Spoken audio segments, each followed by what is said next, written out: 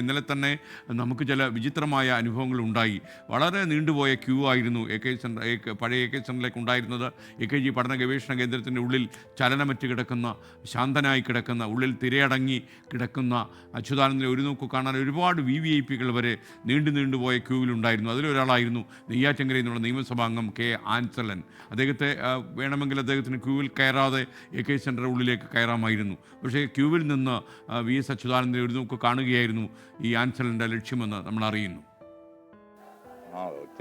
ഒരുപാട് ഓർമ്മകളുണ്ട്. സഖാവ് ആദ്യമായി സഭനെ നേരിട്ട് കാണുന്നത് 1985 CPIഎമ്മിൻ്റെ തിരുവനന്തപുരം ജില്ലാ സമ്മേളനം നെയ്യാറ്റിൻകര വെച്ച് നടക്കുമ്പോഴാണ് സഖാവിനെ ആദ്യമായി കാണുന്നത്.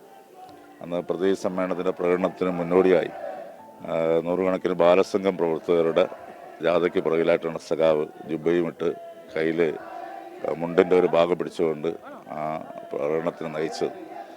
അന്നോട്ട് സഖാവിൻ്റെ പ്രവർത്തനങ്ങളുടെ ഭാഗമാകാൻ നമുക്കെല്ലാം കഴിഞ്ഞിട്ടുണ്ട്.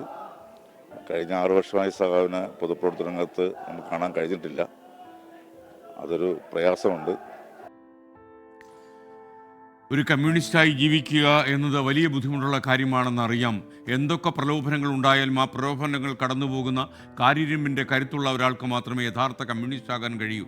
സാധാരണക്കാരെയും പട്ടിണി പാവങ്ങളെയും കൂടെ അണച്ചു നിർത്തുമ്പോഴും എല്ലാവിധ പ്രലോഭനങ്ങൾക്കും അപ്പുറം കടന്നുപോകുന്ന ഒരു അചഞ്ചലമായ മനസ്സ് സ്വന്തമാക്കിയ പൊതുപ്രവർത്തകനായിരുന്നു VS അച്യുതാനന്ദൻ.